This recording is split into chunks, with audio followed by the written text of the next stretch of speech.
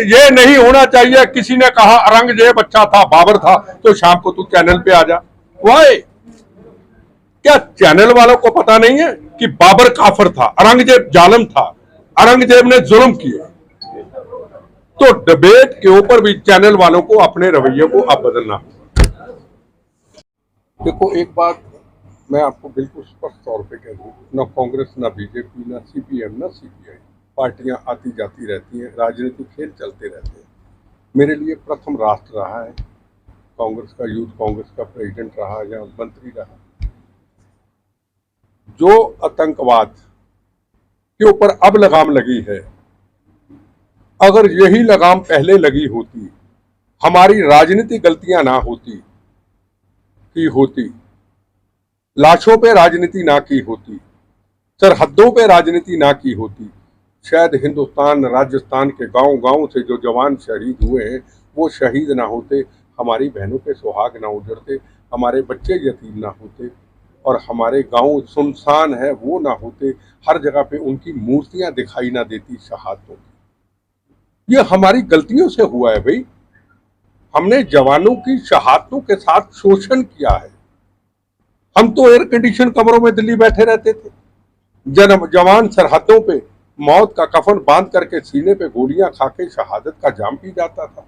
उनकी शहादत होती थी, तिरंगे झंडे में बॉडी लिपटी आई थी, हम मंत्री लोग वहां फोटो खिंचा लेते थे। यही शहादत थी। अब क्यों नहीं?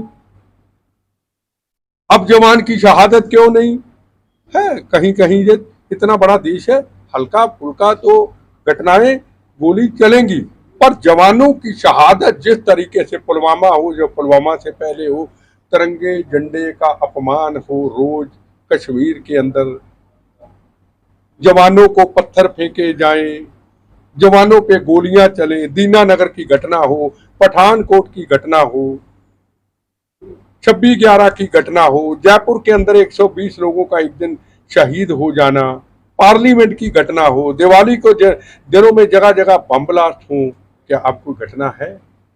हमारा भारत आतंकवाद से मुक्त हो चुका है, और इसमें किसी पॉलिटिकल पार्टी की बात, नरेंद्र मोदी के अंदर वो दम था। 370 धारा हटानी हटी।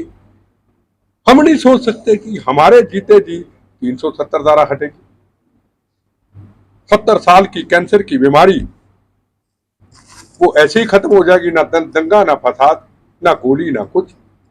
हम सोचा था कि तिरंगा तिरंगा तिरंगा ही होगा कश्मीर के अंदर 15 अगस्त को, वहां बाइट रैली निकलेगी, वहां राम जन्मभूमि, वहां जन्माष्टमी की यात्रा निकलेगी। नहीं। क्या आपने सोचा था राम जन्मभूमि का निर्माण हम अपने जीते जी देख पाएंगे? लाखों शहादतें हुई, 500 साल का इतिहास, राम जन्मभूमि का निर्माण हुआ, ना दंगे हुए, ना फसाद हुए। अब रह गया काशी और मथुरा, और वहां भी ज्योतिर्लिंग का एक रूप निकल आया, जिसको कहते हैं पुहारा। इनकी ऐसी की तैसी, पुहारा कहने वालों की मेरे से बहस करे।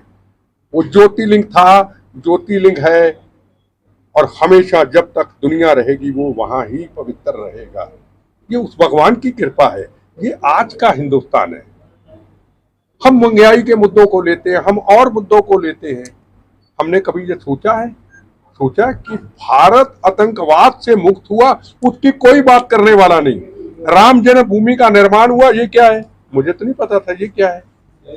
जय श्री राम मुझे किसी ने डाला ना, जय श्री राम लिखा है ना, मैंने तो नहीं किसी को कहा मुझे डालने के लिए। तो अगर जय श्री राम का निर्माण ही नहीं हो रहा था, भगवान राम एक टेंट में, कभी अंधेरी चलती, कभी हवाएं आती, कभी पत्थर चलते, कभी गोलियां चलती, कभी बम चलते, भगवान परेशान होते, आज वहां निर्माण हो गया।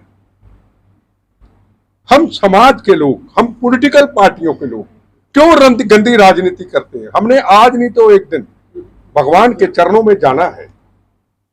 जो हुआ उसको कहने की हिम्मत रखो, ये हुआ है। जो हजारों साल पहले नहीं हो सका वो आज हो गया।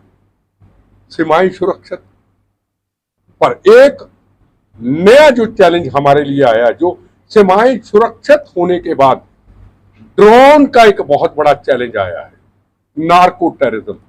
हथियारों का टेररिज्म, गैंगस्टरों को उधर से सपोर्ट मिल रहा है। मूसेवाल का कत्ल हुआ, ड्रोन के जरिए हथियार आए।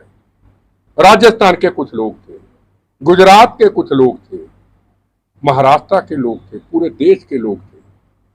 अब गैंगस्टर ने अपना सर पनपना शुरू कर दिया। गैंगस्टर और टेररिस्ट एक हो गए। पाकिस्तान, आईएसआई, कनाडा, अमेरिका, अब उधर से ऑर्डर आता है कनाडा से यहां किसी को मारने का। मेरे ऊपर जो पहला बम चला था दिल्ली के अंदर, वो कनाडा से चला था। उस वक्त 93 की बात करता हूं, जब मिर्जा जी का बेटा कैबिनेट मिनिस्टर का मेरे केस में उठा लिया था कि बेटे पे बम चलाने वाले को छोड़ दो। तो आज वो खतरनाक रूप धारण करके आए। क्या पॉलिटिकल पार्टियां इन मुद्दों के बारे में सोचेंगी कि अपनी राजनीति हम करते रहेंगे? राष्ट्र का निर्माण है, सड़कों का निर्माण हुआ, बताओ सड़कों का निर्माण कहीं नहीं हुआ। क्या आज से अगर मैं 8 साल पहले राजस्थान में मंदिर में मत्था टेकने जाता, अभी संतों के मंदिर में गया जहां एक लकवे के लोग ठीक होते हैं, क्या सड़कें थी? सड़कों के निर्माण हुए भाई।